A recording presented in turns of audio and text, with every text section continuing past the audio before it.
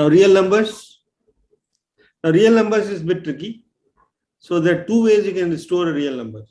So n is missing here, is behind my image. So fixed representation, which that's what normally we use, right? 3.7. Okay. So the numbers are sign multiplied by.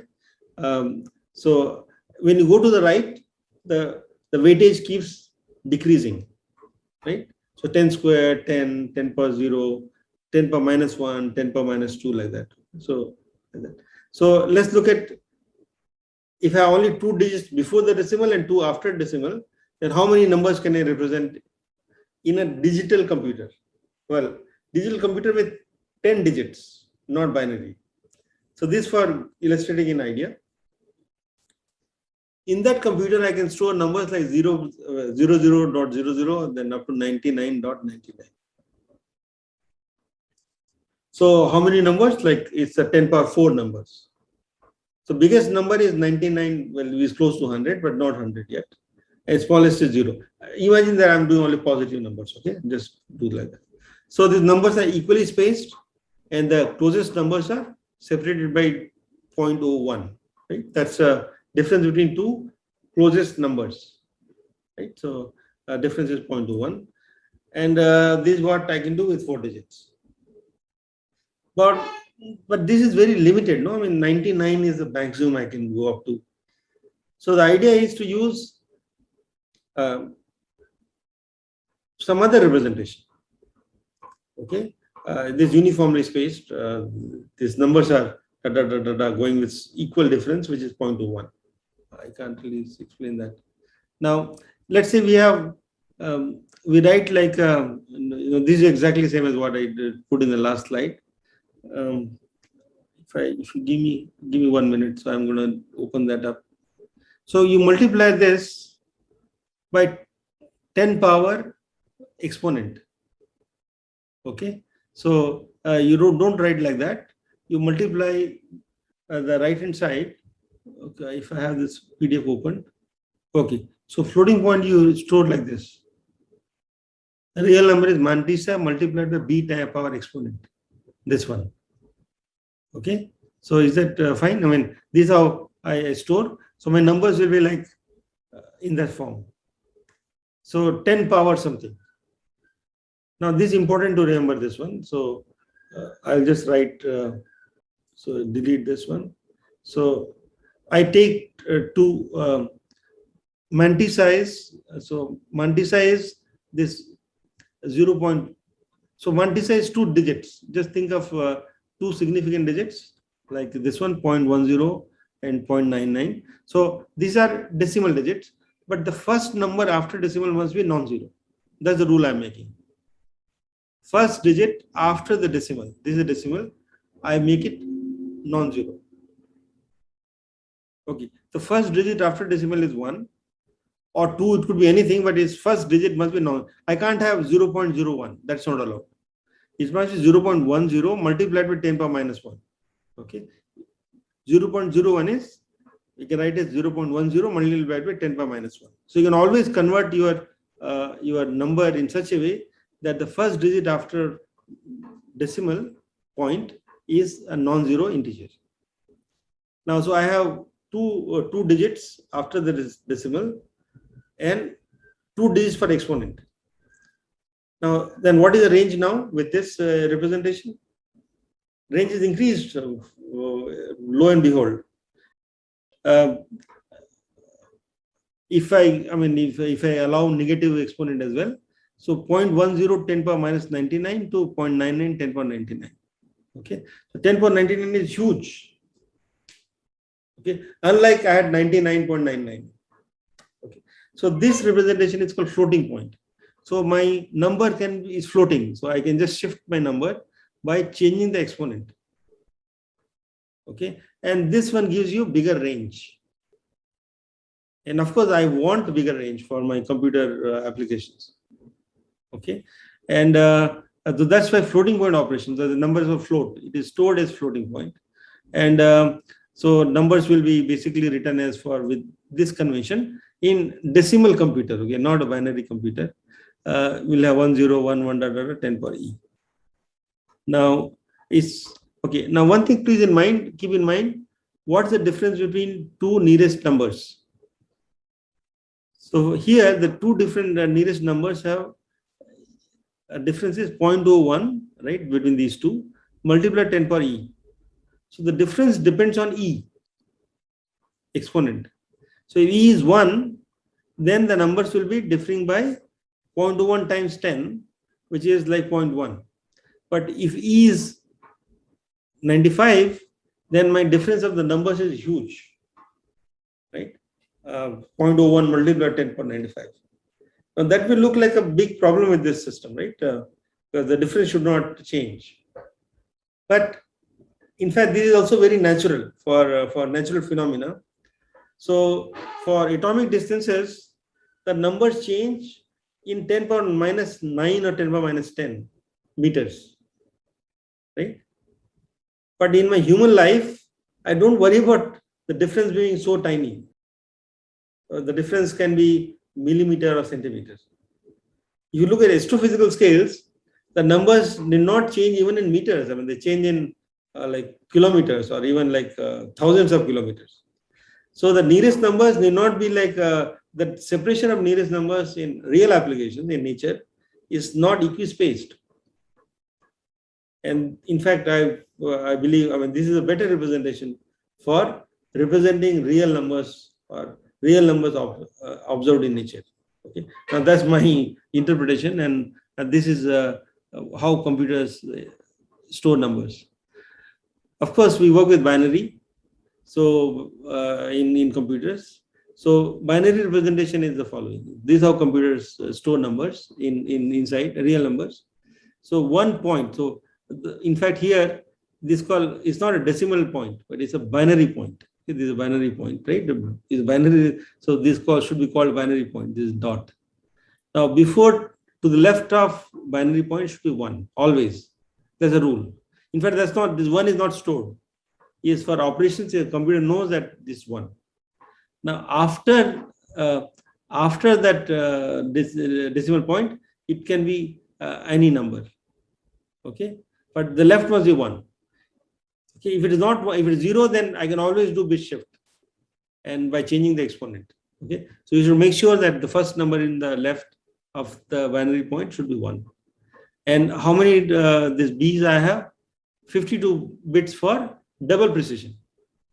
Okay, so double precision requires total of 64 bits or 8 bytes. So you'll have 52 bits for this fraction. Okay, these are stored. Then 11 bits for the exponent. There's 11 bits for the exponent e, and 1 bit for the sign, which is 0 for positive and 1 for negative. So so minus 1 to the power 1. Okay. Now, so what is the biggest number we can store? So this I'm rewritten that one here. So the exponent e, so e is not as e only. So e minus 1024, and e will take values from 0 to 2 to the power 11. So maximum I can go up to. So e is 1024. Sorry, not 1000. 2048. 2048. 11 bits. So 10 bits is 1024. 11 bits is 2048. So 2048 minus 1023 is how much? 1025. Okay. So this positive value, this can be 1025. So 2 to the power 1025. And that will be in decimal will be 308 log 2 or 202. So it can go up to 10 power 308. That's why we write this as 10 power 308.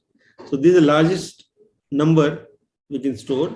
And of course, these B1s can be 1, 1, 1, 1, 1, 1 like that. Okay. So all ones. The largest number will be 1.1111 all the way and 10 power 308. Of course, this has to be converted to decimal. Okay, that 111 has to be converted to decimal. So you can do that by doing this operation, and that's the biggest number. Smallest number will be E0. So that makes it, in fact, E is 1. Okay, now in my book I describe notes. I describe what does E equal to 0 correspond to, but E equal to 1 minus 1024 is minus 1023. and that gives you minus log 2 is minus 308. So that's the smallest number, 10 minus 308. Now this will define the precision. So what is the distance between difference between two nearest numbers? So you can keep the exponent same and look at the two nearest numbers. Okay. Now, so the two nearest number only differ in the last bit. So last bit will be 2 power minus 52. Okay. Now exponent of course will go into exponent part, but this will determine the number of digits. And the number of digits come at, I mean, if you just do convert it to decimal, that is 16 digits. Okay. So that is why this representation with 64 bits is precise up to 16 significant digits. Now you can convert decimal to binary. So I'm coming towards the end. Just give me a few more minutes. I can convert decimal to binary like this.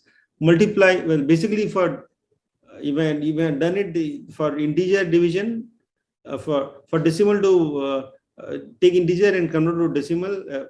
Convert to binary, you divide by 2, keep dividing 2. Here you multiply by 2. Okay. So I want to convert 0.375 to decimal, to binary decimal. So multiply by 2, I get 0.75. So what is to the left of the decimal number? 0. So integer is 0. Then multiply, so multiply 0.75 into 2, then I get 1.5. Number to the left of 1, okay, it is integer is 1. So 1 is here. So 0.5 multiplied by 2 is 0. 1 is 1. So my integer is 1. So the number is 0.011. You start like that, 011. Okay. Now you can apply the formula and you can get the number. Okay.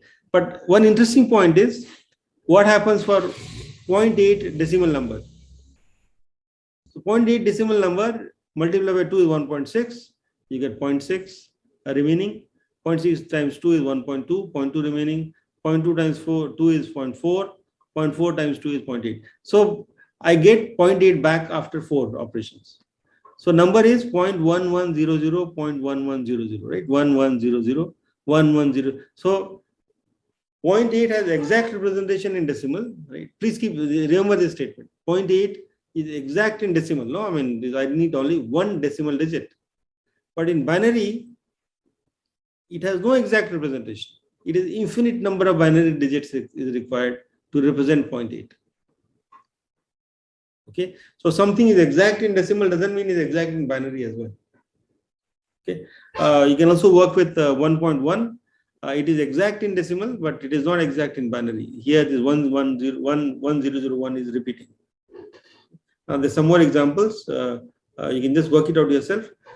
Please keep in mind that 150 will be stored as like this, 1.001 2 power 7, and you can verify this by in Python. It tells you how is it stored by hex operand. I mean hex operator. Okay. Now, so this is important thing called truncation error. Okay. Now, when I have a number which is not stored exactly inside a computer, that's where truncation error will come.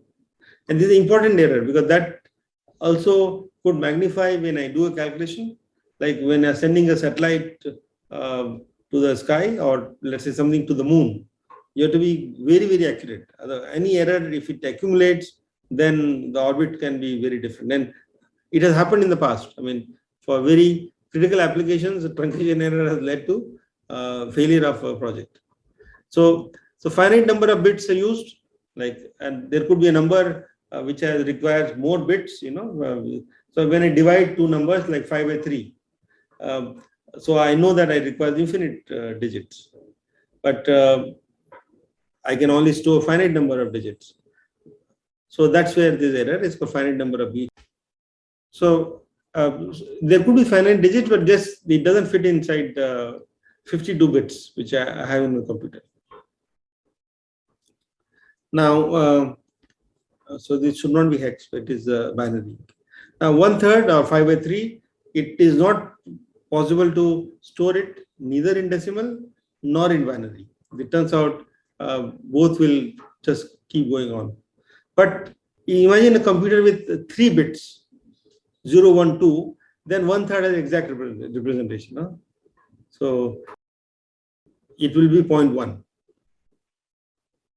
Okay, but it's a binary system, so it doesn't have exact representation.